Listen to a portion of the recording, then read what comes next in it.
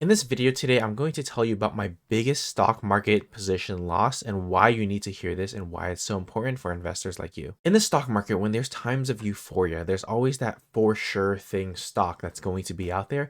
And we could vividly recount how many times that stock has crashed over and over.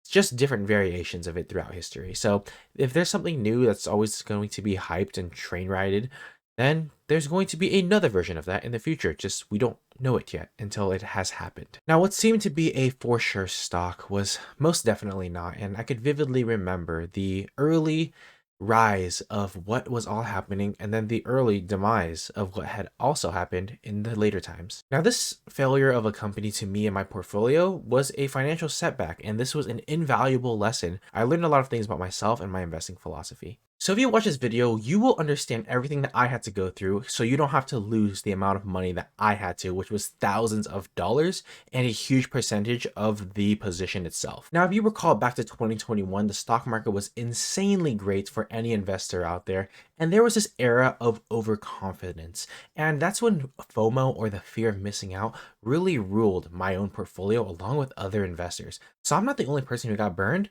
but I got burned for sure. So that's the one thing that I remember. Now in 2021, there was a bunch of meme stocks, a bunch of euphoria in the markets to where you basically didn't have to research any company and you would get rewarded crazy amounts of alpha throughout just holding any company. Most of the times I found myself ignoring the red flags in a company and really just buying them because there was so much excitement around the story and just buying these insane valuations because it just made sense and I wanted to. But soon after, you'll realize that buying at insane valuations isn't the way to go because you have to realize that a company is going to create value or money at the end of the day. And you want to make sure that you are capturing as much as that you can as a shareholder. So the amount that you pay for something is going to be incredibly, incredibly substantial to your position. Because imagine you have a burger business, right? And you have to put in $100. But if you put in $100 and the business only makes $1, in 100 years, you will get back your $100. So do you really want to put in this $100 to get back a dollar every single year? It doesn't make sense, right? So it's the same thing, valuations, right? When we're buying a business, we are making sure that we can forego that payback period and make sure that this company is going to grow over time. And if leadership wants to burn money, then you don't let them and you get out of the position. One of my biggest losses was Beyond Meat. And Beyond Meat, if you don't know, is one of those veggie companies, like vegetable created patties for burgers. And I thought that plant-based food was going to go a long way and this was going to be the new revolutionary thing. So I put a lot of money into Beyond Meat. At the time, I put about $3,800. And that to me as a college student is kind of a lot of money because that's almost my entire portfolio at some points in my life. But at the end of that, me selling it a couple years down the road, that $3,800 turned into 290. So I lost merely 92% of my position there. And that is a for sure way to tell that this was not a great idea. And why did I let it drop to 92% of a failure? Because there's a couple things that happened. I really was interested in the story of Beyond Meat and what they could become. They were supposed to have this contract to get launched into McDonald's of their plant-based burger. That never went through to see success. And after the company just got brought to the ground, they were never profitable and their valuations were stretched to the sky. But then I was like, at the time, it makes sense because if you are going to have a company that is going to do revolutionary things, then you should be priced at a very high multiple. But at the end of the day, what really matters is free cash flow and profits that can go back into the business and grow it, as well as the money that they return back to shareholders, whether that be buybacks or dividends, or if they're putting money into revolutionary things that are going to actually grow the business, then it could make sense. But over time, I just saw this position drop and drop and drop until I figured it was time to get out, get the $3,000 loss for my taxes. But there's this really interesting thing that happens when you lose money in a stock. You start to chase the winnings back. Like when you're down 20%, you kind of think to yourself, oh, what if I can, just get break even and then I'll get out? And you start chasing and then it drops to 25. Like, oh, don't worry. I'm just going to wait until they break even. And then it goes up to like, 15% losses. And you're like, oh, almost there, almost there. But then really, it just keeps going down and you're down 30%, down 40%, down 50%. And you're like, okay, I might as well hold it because it's worth nothing at this point. And what investors really should be doing is when they're down a position, they should reevaluate the thesis. Why did you buy the stock in the first place? Is the company still in the direction in which you bought it at? Is the management making the decisions that are going to be pivotal to the success of this company, or are they running it into the ground? There's so many questions that we need to ask ourselves for holding a stock.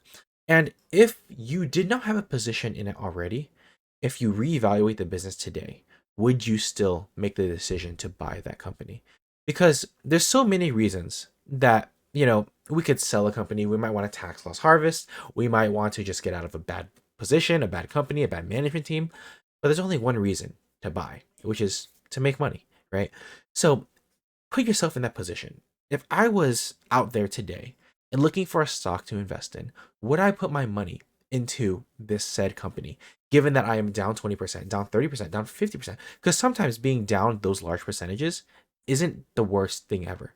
Because investor sentiment can get really bad, but if the company is doing really good overall, and you see the trajectory of a new product that might come out, a new decision that is going to be made that is going to increase profits at the end of the day, then it makes sense to average in and put more money into the stock so you could ride it way higher. My mistake is not reevaluating why I'm down, what had gone wrong with the business, and just holding losses and not cutting them early to where the bad decision had been made and I'm just kind of stuck with, oh, maybe I could break even.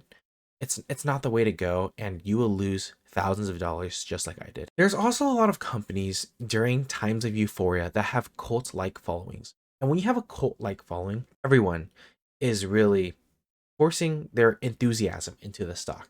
Oh, it's down, let's just buy more. And this decision didn't go out right, but it's been dropping. Let's buy more. And you kind of get into this frenzy of, oh, everyone, let's do it together, right? And you have to make your own decisions for yourself at the end of the day, because when you lose money, you can't blame a random person on the internet for kind of shilling or putting more enthusiasm towards a specific company. It is, at the end of the day, an investor's decision to whether keep it or sell the position. So when you are investing for yourself, it really makes the most sense to make that decision of buy, sell, or hold. And that is the question that you need to be asking yourself every single day as an investor. Do you want to hold this company for the next couple of years, or do you want to get rid of it at a certain valuation? Is the valuation too frothy at the moment? Would you buy it today? Couple of questions that you really need to question and ask yourself as a true investor. So really developing strong risk management and averaging into your companies that are going to do well over time that you truly have conviction in is going to be the way to grow your money. And the way that you are also able to grow that money is to cut your losses early and something that is not fully convictioned by you, if that makes sense grammatically.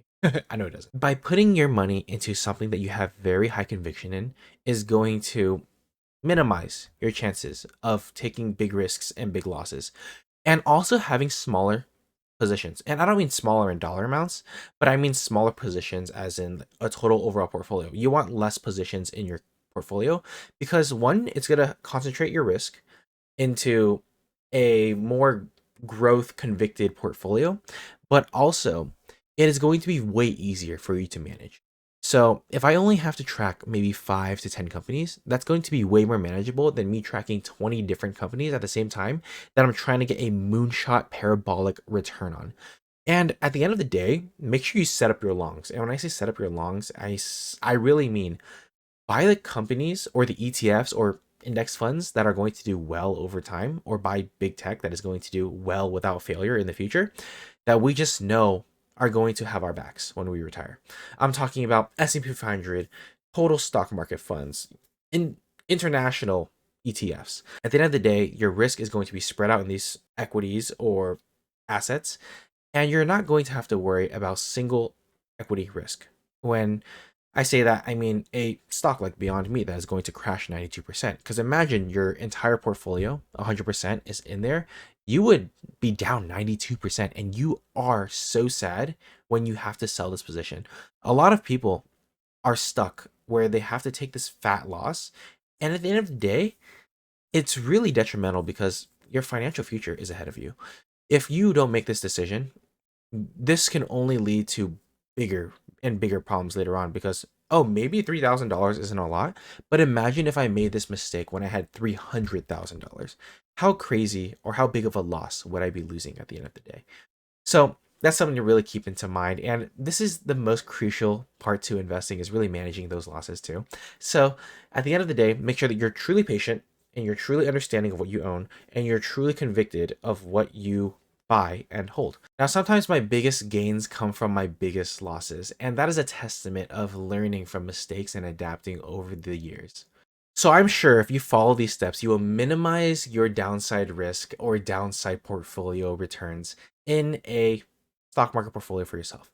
Try it out for yourself because it truly worked for me, and I really hope that you could take something away from this video and learn from the mistakes that I did so you don't have to lose thousands of dollars just like me. Thank you guys so much for watching, and I hope you guys enjoyed today's video. Peace out.